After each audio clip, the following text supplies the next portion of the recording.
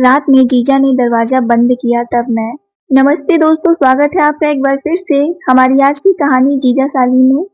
जब जीजा ने रात में दरवाजा खोला, मैंने कभी सपने में भी नहीं सोचा था कि मेरे साथ ऐसा होगा। दोस्तों, मेरा नाम साक्षी है और मेरी उम्र अभी सिर्फ 19 साल है। मैं दिखने में दीदी से काफी ज्यादा सुंदर और गोरी हूँ। मेरी दीदी का रंग थोड़ा सांवला है, लेकिन वो भी दिखने में कोई कम नहीं है। उनकी भी फिटनेस लोगों की जान ले लेती है। यही देखकर शायद जीजा ने मेरी दीदी से शादी भी की थी। और दीदी एक अच्छे स्वभाव की भी लड़की है। उन्हें घर का सारा काम से लेकर सब कुछ उन्हें आता है, जबकि मैं सिर्फ अभी पढ़ाई कर रही थी। मतलब घर का काम अभी करना शुरू नहीं की थी, क्योंकि सब काम मम्मी कर लिया करती थी। एक दिन अचानक मुझे मेरी दीदी का कॉल आता है। उन्होंने मुझसे कहा, बहुत दिन हो गए हैं तुम्हें देखे हुए, तुम कुछ दिन के लिए हमारे पास आ जाओ। शायद ये बात दीदी से जीजू ने ही बुलवाया था, तभी वो मुझे कॉल करके इतने दिन बाद बुलाई। दोस्तों, उन दिनों मेरे कॉलेज की छुट्टियां चल रही थी और मैं घर पर अकेली थी, तो मैं ये बात खुशी खुशी मान गई। लेकिन मुझे क्या पता था, वहां जाने के बाद मेरे साथ। दोस्तों, हम लोग गांव में रहते थे और मेरी दीदी शहर में रहा करती थी। और मुझे शहर घूमने का भी मन था और अपनी बहन से भी मिलने का मन था। मेरी बड़ी बहन रीना और मैं बहुत अच्छे बहन ही नहीं, बल्कि बहुत अच्छी दोस्त भी थी। हम लोग हर दिन फोन पर बातें करते और हंसी मजाक भी करते। मैं बहुत खुश थी कि पूरे 6 महीने बाद मैं अपनी बड़ी बहन से मिलूंगी। लेकिन मुझे क्या पता था कि मेरा वहां जाना मेरी जान के लिए मुसीबत बन जाएगा। खैर, रात हो चुका था। मैं और मम्मी दोनों मिलकर पैकिंग कर रहे थे। तभी मम्मी मुझे समझा रही थी कि देखो साक्षी, अब तुम छोटी नहीं रही, अब बड़ी हो गई हो। वहां जाकर तुम अपनी दीदी को परेशान मत करना और काम में भी थोड़ी मदद करा देना। बेचारी अकेले काम करते करते वो भी थक जाती है। मैंने कहा, तुम चिंता मत करो मम्मी, मैं अच्छे से रहूंगी और काम में उनकी मदद भी करवा दिया करूंगी। अगली सुबह मैं ट्रेन पकड़ के अपनी दीदी के घर जाने के लिए रवाना हो गई और शाम तक मैं वहां पर पहुंच चुकी थी। रीना और उसके पति रवि ने साक्षी का दिल से स्वागत किया। रवि, जो साक्षी का जीजा था, पहले की तरह शांत और अच्छे लगे।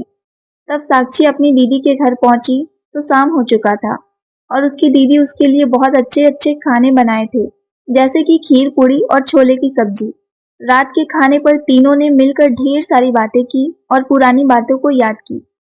अगले ही दिन साक्षी ने महसूस किया कि जीजा कभी कभी चुपचाप उसे देख रहे होते हैं, उसे इधर उधर से। वो सोचती शायद ये उसका भ्रम है। लेकिन एक दिन वो डर गई, क्योंकि वो किचन में थी। उसका जीजा रवि चुपचाप उसके पीछे खड़ा था। उसकी धड़कनें तेज हो गई। तभी उसका जीजा फ्रिज से पानी निकाला और चला गया। साक्षी भी इस बात को अनदेखा कर दी। फिर रात को अचानक साक्षी की नींद खुली। उसे लगा कोई उसके कमरे के बाहर खड़ा है। उसने दरवाजा बंद कर लिया और तकिए में मुंह छुपाकर सोने की कोशिश करने लगी। फिर अगली सुबह उसके जीजा का मोबाइल टेबल पर पड़ा था। उसमें एक नोटिफिकेशन आया। साक्षी का ध्यान अनजाने में स्क्रीन पर नजर पड़ा, तो उसे अपनी ही तस्वीर दिखी, जो उसने कभी क्लिक ही नहीं की थी। उसके हाथ पैर कांपने लगे। एक रात रीना को किसी पारिवारिक काम के लिए मायके जाना पड़ा। तभी रवि और साक्षी घर पर अकेले रह गए। साक्षी थोड़ी असहज महसूस कर रही थी, क्योंकि वो अकेले थी अपने जीजा के साथ। लेकिन उसने खुद को संभाला। रात को जब वो सोने जा रही थी, जीजा ने कहा, कोई दिक्कत हो तो आवाज दे देना। रात के करीब 1 बजे किसी के चलने की आवाज आई। तभी साक्षी की नींद खुली। उसका दरवाजा धीरे धीरे खुला और उसके जीजा अंदर आए। उन्होंने दरवाजा अंदर से बंद किया। साक्षी डर गई, लेकिन रवि यानी उसके जीजा ने कहा, डरो मत, मुझे बस तुमसे एक बात करनी है। रवि ने बताया कि उन्हें किसी ने ब्लैकमेल किया है और कुछ फुटेज भेजे हैं जो नकली है। वो चाहते थे कि साक्षी उनकी मदद करे। साक्षी को विश्वास नहीं हो रहा था, जो आदमी कुछ दिन पहले उसकी तस्वीरें ले रहा था, वो खुद को पीड़ित बता रहा है। सुबह सब कुछ सम्मान दिख रहा था, लेकिन साक्षी का मन बहुत बेचैन था। उसने रीना को कुछ नहीं बताया, लेकिन अंदर ही अंदर घुटन बढ़ रही थी। साक्षी ने तय किया कि वो पूरी बात का पता लगाएगी।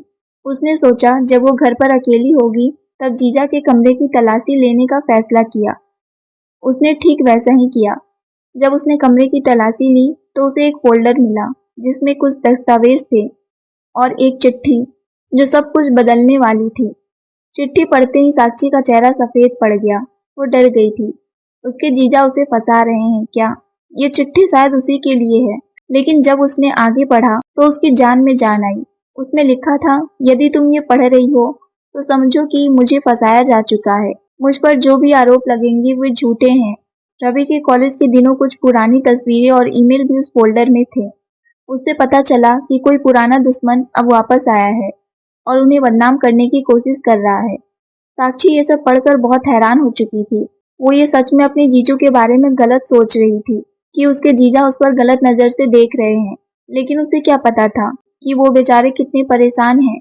वो अंदर से बिल्कुल टूट चुकी थी और बहुत ही ज्यादा डरी हुई थी कि ये सब क्या हो रहा है। वो अंदर से बहुत ही घबराई हुई थी और उसे समझ में नहीं आ रहा था कि अब उसे क्या करना चाहिए। कि अचानक तभी रीना घर लौटी और उसने साक्षी के चेहरे की परेशानी को भांप लिया। उसने पूछा, सब ठीक है ना? साक्षी चुप रही, लेकिन उसकी आंखें सब कुछ कह रही थी। वो बहुत घबराई हुई थी। रात को साक्षी ने घर की सीसीटीवी फुटेज चेक किए। उसने देखा कि उसके कमरे के बाहर कोई दूसरी परछाई भी थी, जो जीजा की नहीं थी। रहस्य और गहरा हो गया। साक्षी ने आखिरकार हिम्मत करके रीना से सब कुछ बताया और दोनों थाने गए। पुलिस ने केस दर्ज किया और तकनीकी जांच शुरू की। कई दिनों की छानबीन के बाद पुलिस ने एक पुराने जानकार को पकड़ा जो रवि से कॉलेज में ईर्ष्या रखता था। उसने ही सबूतों को तोड़ मरोड़ कर रवि को फंसाने की साजिश रची थी। साक्षी ने जीजा से माफी मांगी। रवि की आंखों में आंसू थे, लेकिन उन्होंने साक्षी को गले लगा लिया। परिवार में फिर से विश्वास कायम हुआ। साक्षी को समझ आ गया था कि पहली नजर का शक हमेशा सही नहीं होता। हर रिश्ता समझदारी और विश्वास से चलता है। घटना ने पूरे मोहल्ले में सनसनी फैला दी थी। लेकिन अब जब सच्चाई सामने आ चुकी थी, लोगों ने साक्षी की हिम्मत की तारीफ की। साक्षी ने अपनी पढ़ाई दोबारा शुरू की और अब वो साइबर क्राइम में करियर बनाना चाहती थी, ताकि दूसरों को ऐसे मामले से बचा सके। उसकी जिंदगी ने एक नया मोड़ ले लिया था, सख्त और आत्मनिर्भर बनने की। दोस्तों, कैसी लगी आपको ये छोटी सी प्यारी सी कहानी? कहानी पसंद आई हो तो वीडियो को लाइक, शेयर और सब्सक्राइब जरूर करें। मिलते हैं एक ऐसी ही नई कहानी को लेकर। तब तक के लिए आप सबका धन्यवाद।